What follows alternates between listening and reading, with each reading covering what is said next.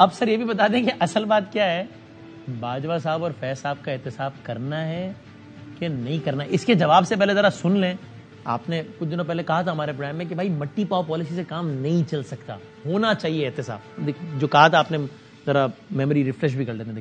آپ کی حکومت آ جائے گی اگر, تو آپ احتساب کریں گے فیصلہ لکھوانے والوں کا؟ مٹی پاؤ سے کام نہیں چل سکتا.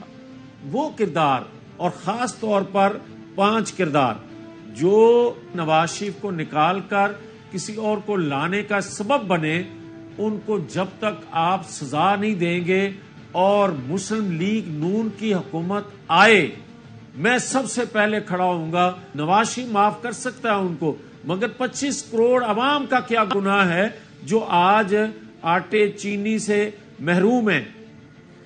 لیکن پھر آپ نے پریس کانفرنس جو ابھی آخری کی ہے اس میں آپ نے کہا ہمارے خلاف جن لوگوں نے کیا ان کو چھوڑ بھی دیں, 9 مئی والوں کو نہ چھوڑیں بس.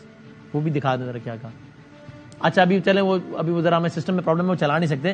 لیکن آپ نے یہ کہا جاوید عطیہ صاحب کہ اپنی آخری پریس کانفرنس میں کہ بھائی چلیں ہمارے خلاف جن کرداروں نے کیا اس سے اگر انتشار پیدا ہوتا ہے ان کے احتساب تو چھوڑ دیں, لیکن 9 مئی والوں کو نہ چھوڑیں.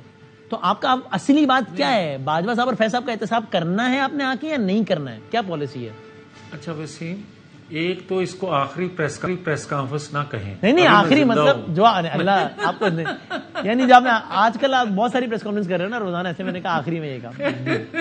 اللہ آپ کو لمبی زندگی دے. اچھا میں اب بطور آپ پاکستانی کے, مجھے آپ یہ نہ سمجھیں کہ میں کس جماعت سے تعلق رکھتا ہوں. اچھا, مجھے یہ آپ تصور میں رکھیں کہ میں ایک پاکستانی ہونے کے ناطے جو حقائق ہیں وہ آپ کے سامنے رکھنے لگا ہوں. میں یہ عرض کرتا ہوں, میں نے یہ پریس کانفرنس جو پچھلے دنوں کی 2-3 دن پہلے, اس میں یہ بات کہی تھی کہ محترمہ فاطمہ جناح ہوں, لیاقت علی خان ہوں, ذوالفقار بھٹو ہو یا نواز شریف تک بات آ پہنچی ہے. کوئی کہتا ہے کہ ان کی غلطی تھی, کوئی کہتا ہے ان کی غلطی تھی. ان سے مراد آپ سمجھ رہے ہیں. آپ مجھے یہ بتائیں کہ اس گرداب سے, اس کنفیوژن سے قوم کو نکالنے کا ایک میں نے طریقہ بتایا ہے. وہ یہ ہے کہ بھائی آپ پولیٹیشین کو کہتے ہو کہ محترمہ فاطمہ جناح الیکشن لڑ رہی تھیں اور دوسری طرف الیکشن لڑ رہے تھے جو آئین کو توڑ کے قبضہ کیا تھا ایوب خان نے, اور ایک طبقہ ایوب خان کو سپورٹ بھی کر رہا تھا اور وہی طبقہ محترمہ فاطمہ جناح کو انڈیا کا جو ہے وہ دوست یا انڈیا کا ایجنٹ کہہ رہا تھا. ٹھیک ہے, ایک طبقہ تھا نا. جی جی جی. ابھی اسی طرح ایک طبقہ آئین توڑنے والوں کے ساتھ بھی ہو جاتا ہے, اور جن کے ساتھ ظلم زیادتی ہوتی ہے ایک طبقہ ان کے ساتھ ہوتا ہے. ان کو تھوڑا کہہ لیں زیادہ کہہ لیں, یہ ٹھیک ہے, وقت بتاتا ہے. میں یہ کہنا چاہتا ہوں کہ اب سیاستدانوں سے بات آگے نکل گئی ہے وسیم, بات اداروں تک آ گئی ہے. آپ نے کیونکہ روکا نہیں ہے, آپ نے کسی جگہ کسی کو کٹہرے میں کھڑا نہیں کیا, آپ نے کمیشن بنائے مگر پبلک نہیں کیے, آپ نے کمیشن بنائے رپورٹ آئی مگر آپ نے سزا نہیں دی. ہاں, تو بات یہ اس سے بڑھتے بڑھتے یہاں تک آ گئی کہ ہم انصاف فراہم کرنے والے اداروں میں جو بیٹھ کر کسی دباؤ میں آ کر فیصلے کرتے ہیں, ہم ان پہ تنقید تو کرتے ہیں. ٹھیک ہے, اور ادارے پہ تنقید ہو جاتی ہے. بات اس سے بڑھتے بڑھتے اداروں میں تقسیم شروع ہو گئی. بندیال صاحب کے ہوتے ہوئے کیا آپ کے علم میں بات نہیں ہے کہ اس ادارے کے اندر سے آوازیں اٹھتی تھی؟ وہ تو اوپن سیکرٹ ہے نا, سب کو پتا ہے. بالکل, بندیال صاحب کے ہوتے ہوئے وہ تو جج صاحبان نے لکھ چھوڑی ایک دوسرے کے خلاف تحریریں, فیصلوں کا حصہ بنا دی. میرا سوال تو بڑا معصومانہ ہے, سیدھا ہے. نون لیگ کا آخری موقف کیا ہے؟ باجوہ صاحب اور فیض صاحب کے خلاف احتساب کرنا ہے یا نہیں کرنا ہے؟ میں نے آپ کا بڑا انتظار کیا ہے, اب میری بات پوری سنیں.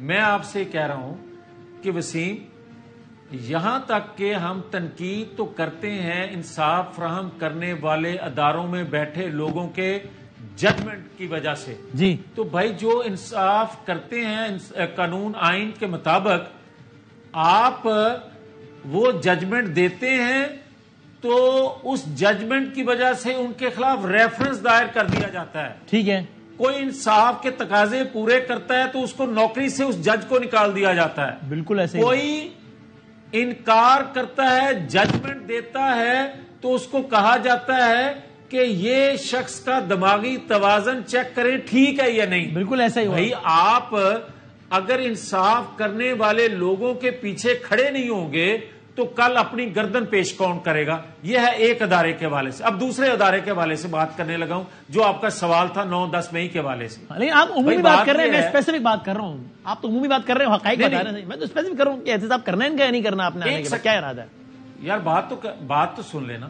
میں اب آپ کو یہ بات کہنے لگا ہوں کہ آپ یہ دیکھیں کہ جب اس ادارے کے سربراہ کی تعیناتی کا وقت آیا تو کس طرح اس وقت منصوبہ سازی کی گئی، کس طرح دھرنے دلوائے گئے، کس طرح اس شخص کو باہر نکالا گیا اور 9-10 مئی آ گیا. ٹھیک ہو گیا. اب 9-10 مئی کو جو کچھ ہوا، کیا صرف وہ منصوبہ سازی کرنے والا جو تھا صرف وہ کر سکتا تھا یہ کام؟ نہیں کر سکتا تھا.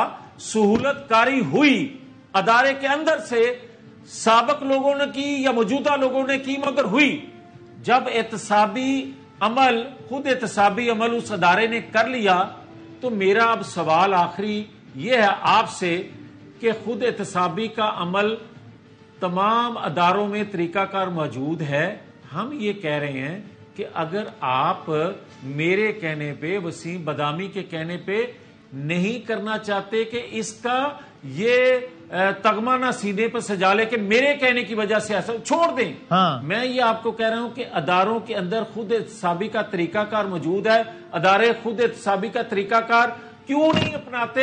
مگر اپناتے اس لیے نہیں ہے کہ جو طاقتور ہوتا ہے وہی آئین کو توڑتا ہے اور طریقہ کار جو خود احتسابی کا وہاں ہے وہ کمزور ہوتے ہیں، لہذا ہو نہیں سکتا. ہم کہتے ہیں کہ جب ہم آئیں گے تو ہم چاہیں گے کہ اداروں میں جو طریقہ کار موجود ہے خدا کے لیے اس کو اتنا اسٹرینتھن کیا جائے کہ کوئی طاقتور بھی جو ہے وہ احتساب سے بچ نہ سکے. یہ ہے بات. ٹھیک ہے، آپ اگر آئیں گے تو آپ ان اداروں سے کہیں گے کہ خدا کے لیے بھائی احتساب کرو. وہ بالکل ٹھیک، تاکہ ملک بچ جائے، تاکہ ادارے بچ جائیں. اور اگر انہوں نے جواب میں کہا کہ بھائی جان نہیں کرتے تو وہ کیا کریں گے؟ تو پھر میرا سوال معصومانہ یہ ہوگا کہ پھر کیا خدا نہ خواستہ اس پاکستان کو اللہ حافظ کہہ دے؟ پہلے ہی جو کچھ ہو چکا ہے وہ تباہی بربادی. پھر آپ یہ تو نہیں کہیں گے نا کہ تم نہیں کرو، ادارے بچ گئے تھے، اداروں میں بھی ڈویژن ہو جائے تو پھر مجھے یہ بتائیں کہ کیا ادارے بھی نہ رہیں جن کے لیے ہم اپنی قربانی سیاست کی دے رہے ہیں؟ ٹھیک ہے سر، پھر پاکستان کون بچانے والا ہوگا بھائی؟ نوٹڈ سر، بہت شکریہ.